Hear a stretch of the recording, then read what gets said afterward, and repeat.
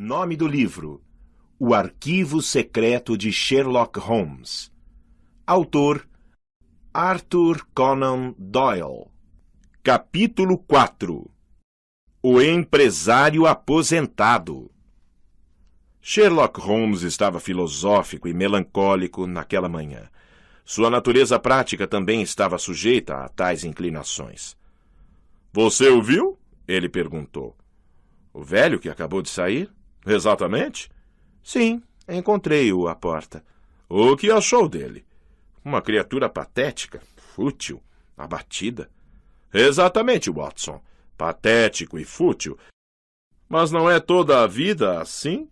A vida dele não é um microcosmo do todo?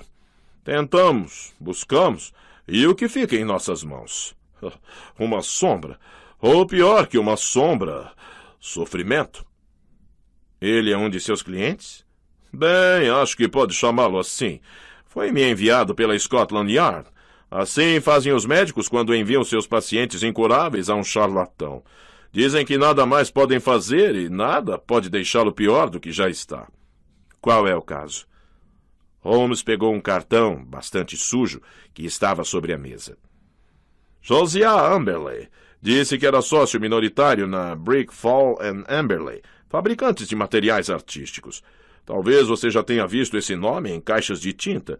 Ele fez um pé de meia, aposentou-se aos 61 anos, comprou uma casa em Lewisham e preparou-se para descansar após uma vida de trabalho incessante. Poder-se-ia pensar que seu futuro estava razoavelmente assegurado." Realmente. Holmes consultou algumas anotações que fizera nas costas de um envelope. "Aposentou-se em 1896, Watson. No começo de 1897, casou-se com uma mulher 20 anos mais nova. Bem atraente, se a fotografia não engana. Poupança, esposa e lazer. Ao que tudo indicava, uma vida tranquila o aguardava. Contudo, 2 anos depois, ele é essa criatura abatida e miserável que rasteja por aí." "Mas o que aconteceu?" "A mesma velha história, Watson. Um sujeito desleal e uma esposa volúvel. A grande diversão de Amberley na vida é jogar xadrez. Não muito longe dele, em Lewisham, mora um jovem médico que também gosta de jogar, o Dr. Ray Ernest. Ele começou a frequentar a casa dos Amberley, de modo que surgiu certa intimidade entre ele e a senhorita Amberley. Isso era de esperar, pois deve admitir que nosso infeliz cliente não tem aparência muito atraente, ainda que possua lá suas virtudes. A mulher e Ernest fugiram na semana passada com destino ignorado.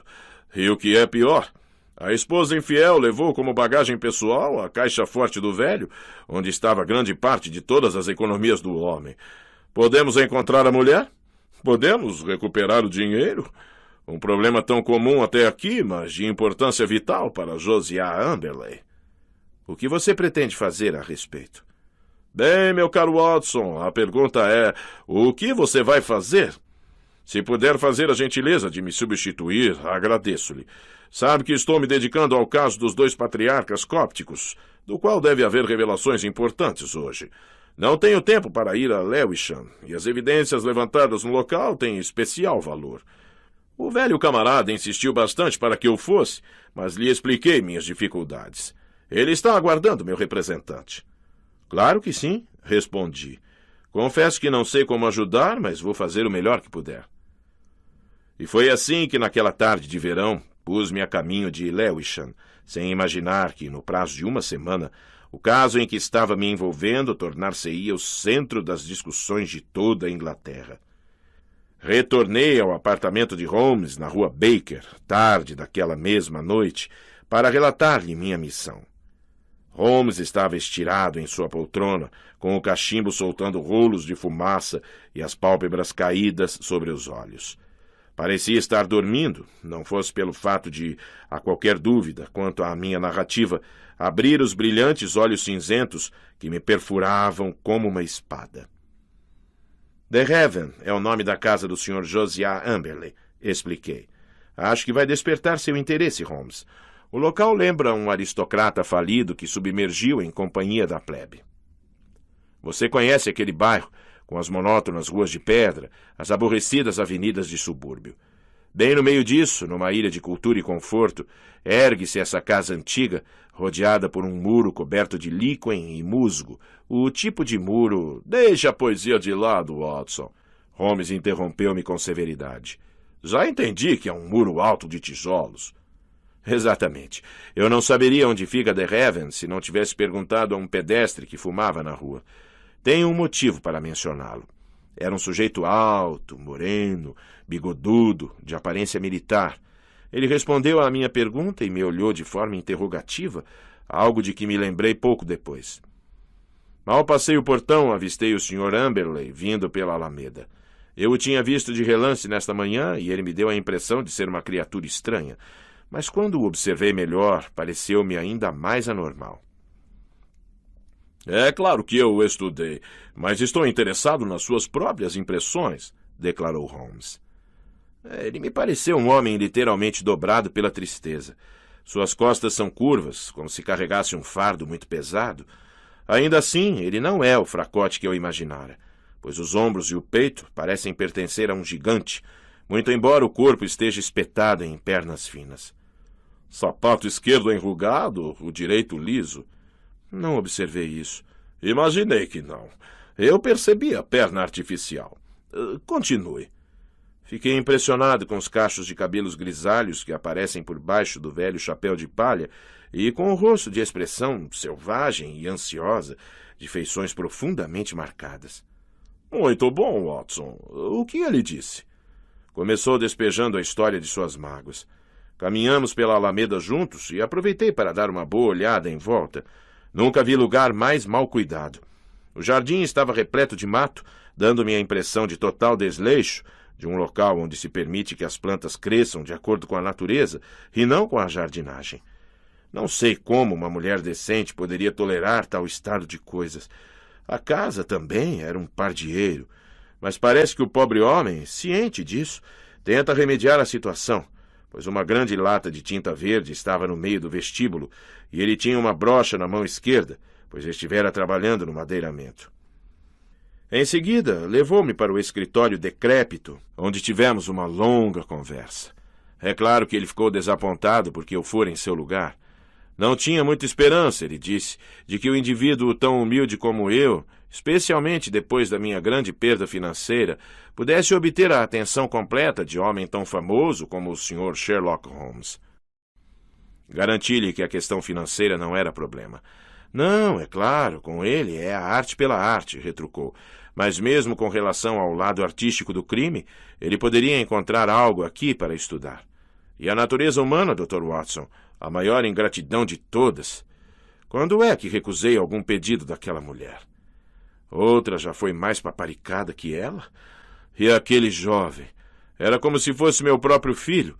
Ficava à vontade em minha casa. E veja como me trataram.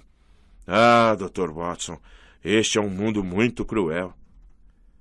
Assim ele continuou por 1 hora ou mais.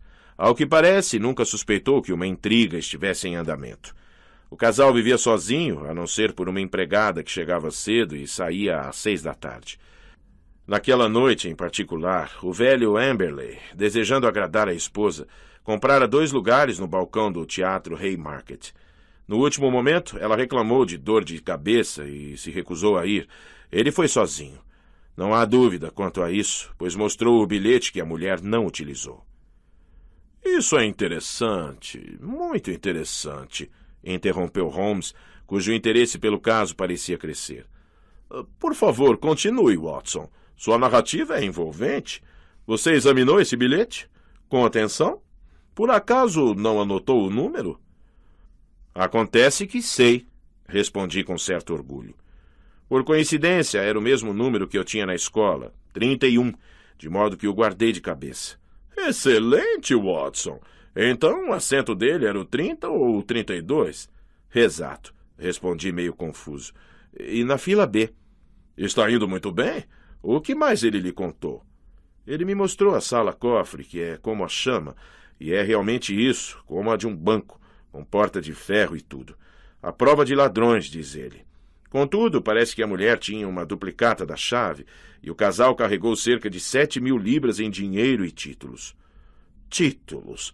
Como é que irão dispor deles?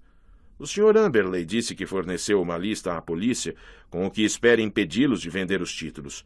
Ele voltou do teatro à meia-noite e encontrou a casa roubada, com porta e janela abertas, e os dois fugidos. Não havia carta nem mensagem alguma, e não soube de mais nada dos dois desde então. Imediatamente chamou a polícia. Holmes refletiu durante alguns minutos. Você disse que ele estava pintando? O quê? Bem, ele trabalhava no corredor, mas já havia pintado a porta e os painéis de madeira da sala que lhe falei. Não lhe parece uma ocupação estranha, dadas as circunstâncias? A pessoa precisa fazer algo para aliviar a dor, foi sua explicação. É algo um tanto excêntrico, sem dúvida, mas ele é, evidentemente, um homem excêntrico. Rasgou uma fotografia da esposa na minha frente. Rasgou-a em um acesso de fúria. Nunca mais quero ver esse maldito rosto na minha frente, guinchou. Algo mais, Watson? Sim, uma coisa me impressionou mais que todo o resto. Fui de carruagem até a estação de Blackheath e lá peguei o trem. Quando este saía, vi um homem correr e entrar no vagão ao lado do meu. Você sabe que sou bom fisionomista, Holmes. Era o mesmo homem alto e moreno a quem pedi informação na rua. Eu ainda o vi na London Bridge, mas depois o perdi na multidão. Tenho certeza de que estava me seguindo. Sem dúvida, concordou Holmes. Um homem alto, moreno, com grande bigode, você disse, e óculos escuros? Holmes, você é um mago. Eu não disse, mas ele usava óculos escuros. E alfinete de gravata maçônico. Holmes? Muito simples, meu caro Watson. Vamos ao que interessa. Tenho de admitir que o caso, que me parecia simples demais a princípio, está rapidamente assumindo outro aspecto. É verdade que em sua missão você ignorou tudo o que era importante, mas mesmo as coisinhas que teimaram em se fazer percebidas por você dão margem a sérias reflexões. O que eu ignorei? Não fique magoado, meu caro amigo. Você sabe como sou impessoal. Ninguém teria feito melhor.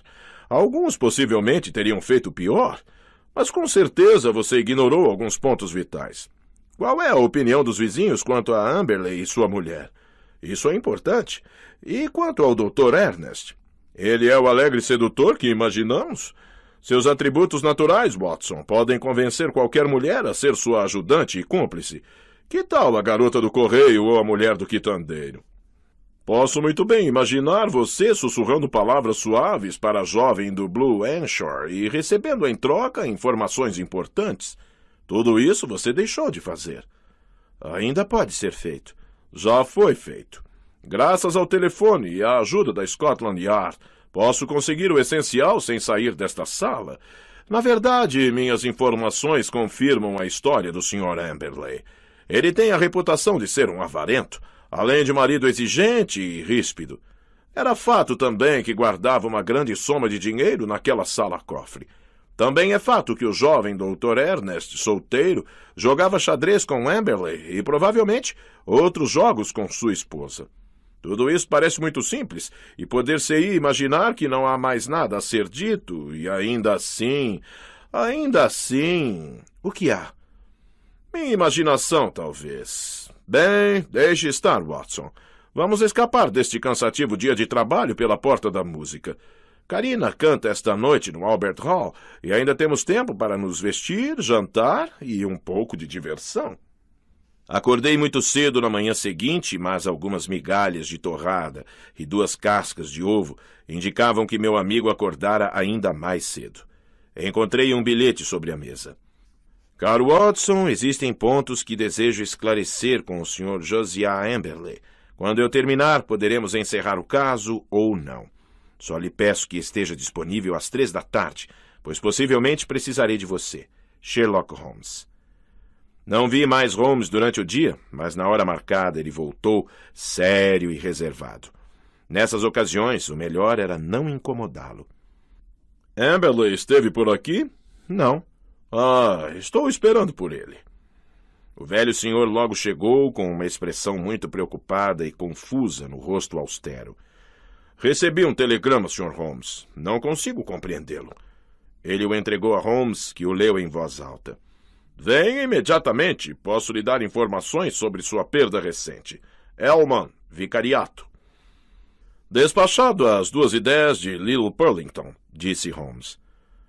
Creio que Little Purlington fica em Essex, perto de Frinton. Bem, é claro que vocês vão para lá imediatamente. O telegrama vem de uma pessoa responsável, o vigário local. Onde está meu catálogo? Sim, aqui está. J.C. Elman, M.A., Paróquia de Mosmore, Little Purlington.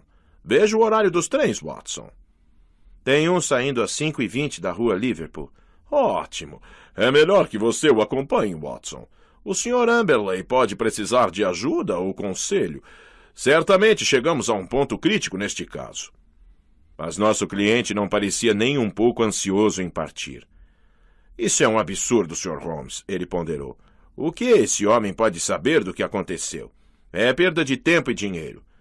Ele não lhe enviaria um telegrama se não soubesse de algo? Responda dizendo que está a caminho. Eu não vou. Holmes assumiu uma expressão muito grave.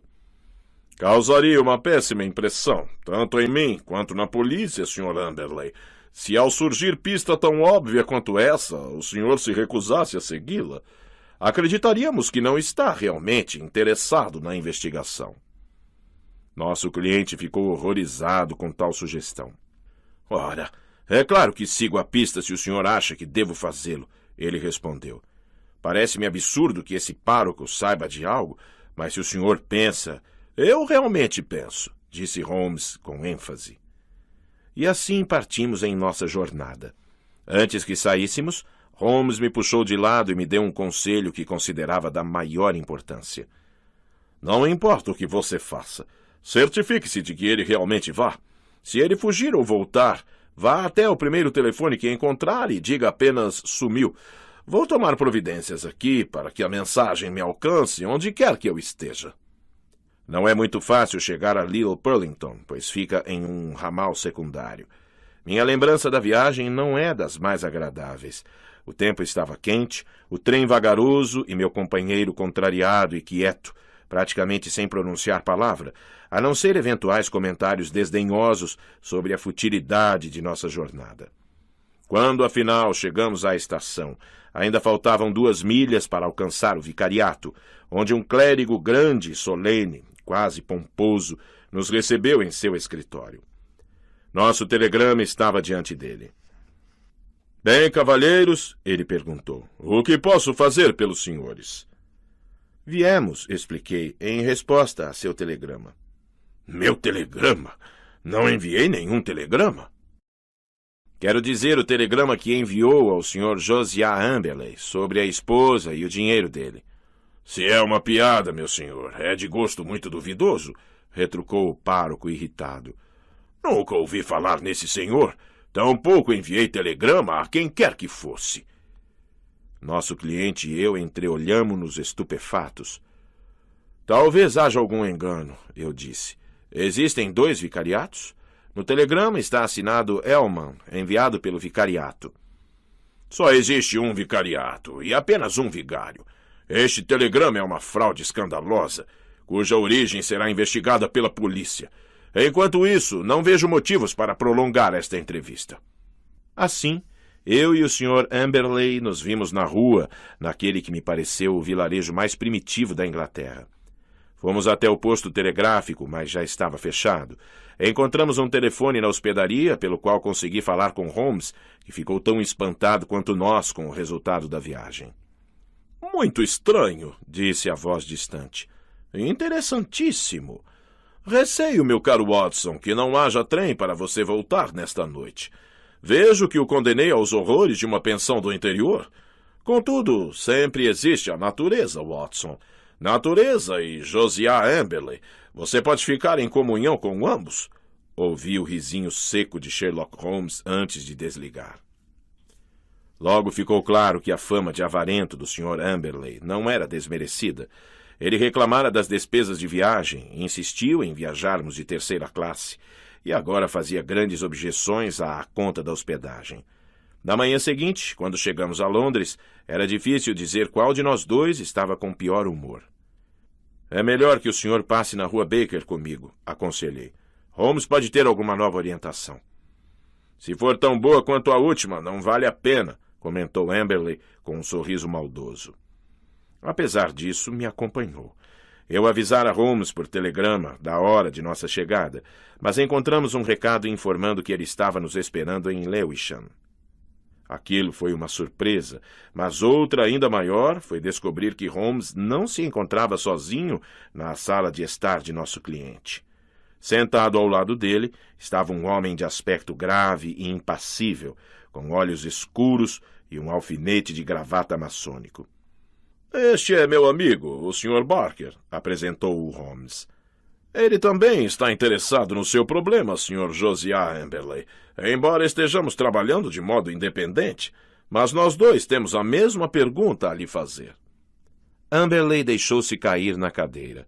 Eu podia ver nos olhos atentos e nas feições contorcidas que ele sentia o perigo iminente. "E qual é a pergunta, Sr. Holmes?" "Apenas esta. O que o senhor fez com os corpos?" O homem pôs-se de pé em um pulo e gritou. Sua boca permaneceu aberta e as mãos ossudas estendidas. Parecia uma horrível ave de rapina. Assim pudemos enxergar o verdadeiro Josiah Amberley, um demônio com a alma tão deformada quanto o corpo. Quando se deixou cair novamente na cadeira, levou a mão à boca como que para abafar uma tosse inexistente. Holmes avançou sobre sua garganta como um tigre e forçou o rosto do homem em direção ao chão. Uma pílula branca caiu da boca engasgada. "Nada de atalhos, Josiah Amberley. As coisas precisam ser feitas decentemente e com cuidado. E então, Barker?"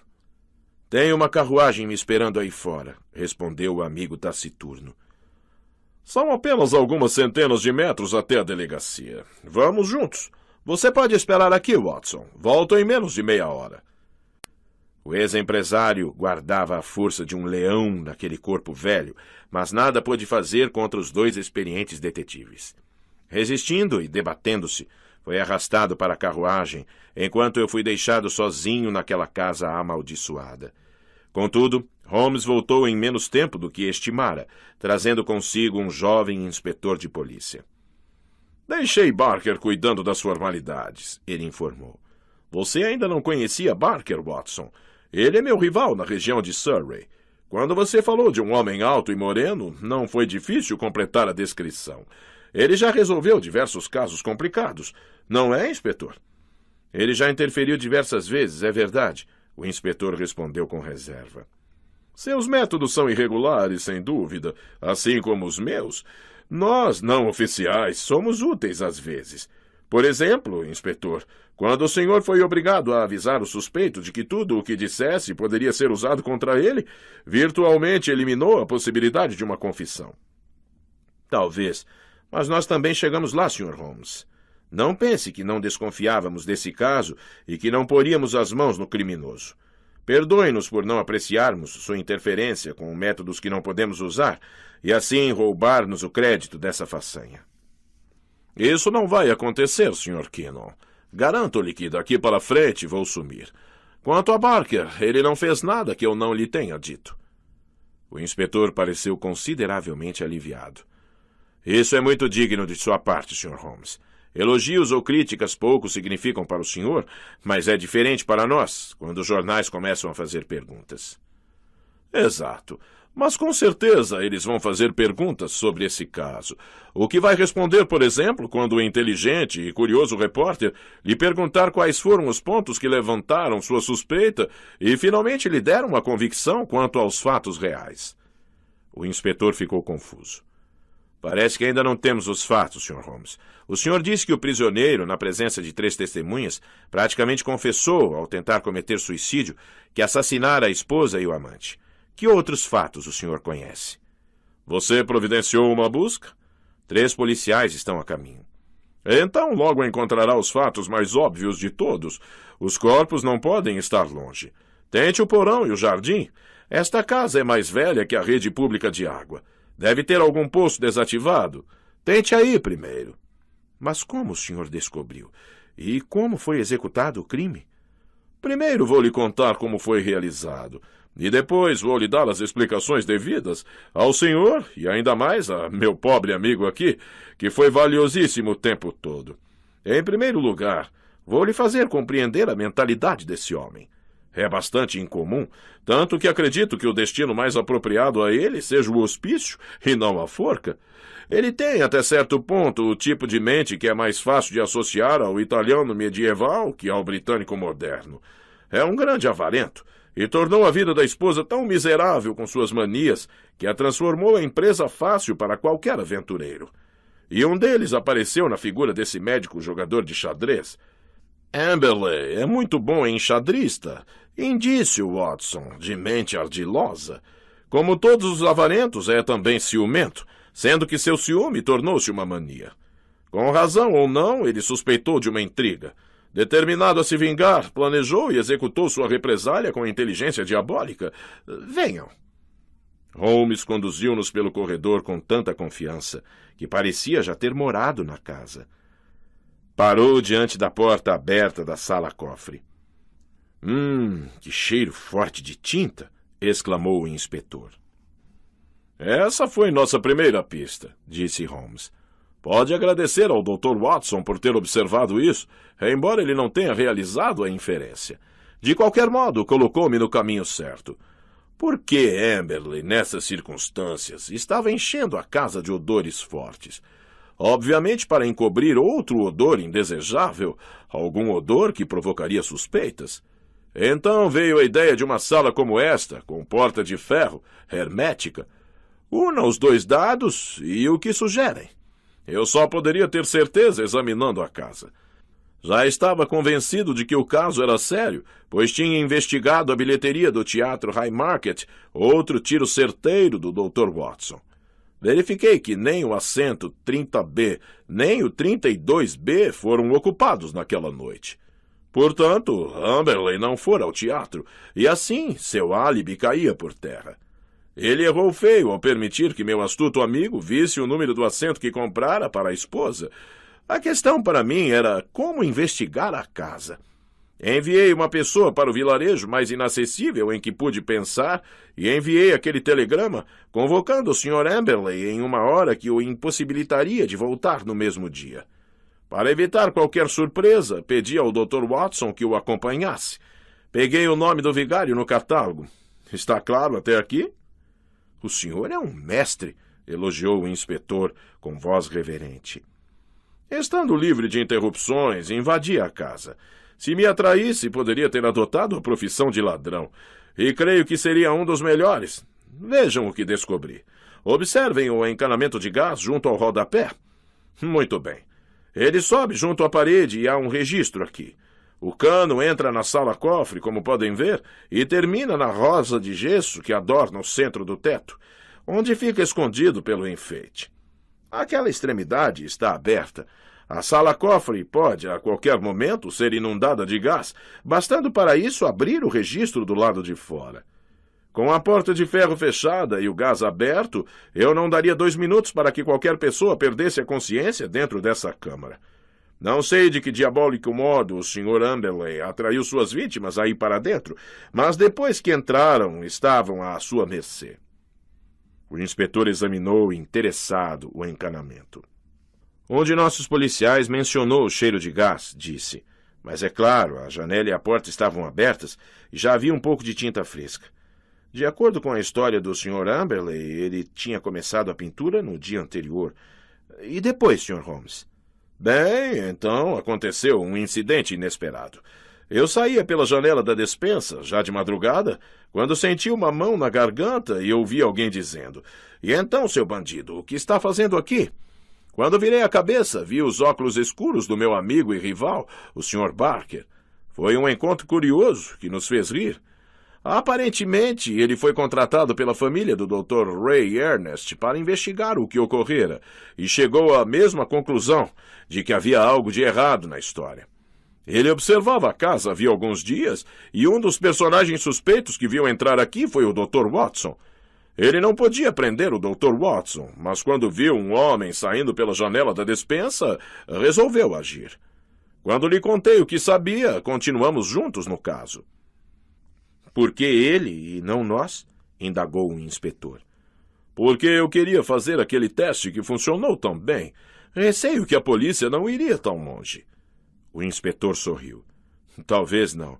Mas pelo que entendi, Sr. Holmes, tenho sua palavra de que agora o senhor sai de cena e deixa para nós a apresentação dos resultados. Claro, é assim que costumo fazer. Bem, em nome da polícia, eu lhe agradeço. Do modo como coloca, o caso fica bastante óbvio e não devemos ter dificuldade em localizar os corpos. Vou lhe mostrar uma pequena evidência, continuou Holmes, da qual tenho certeza Amberley não se deu conta.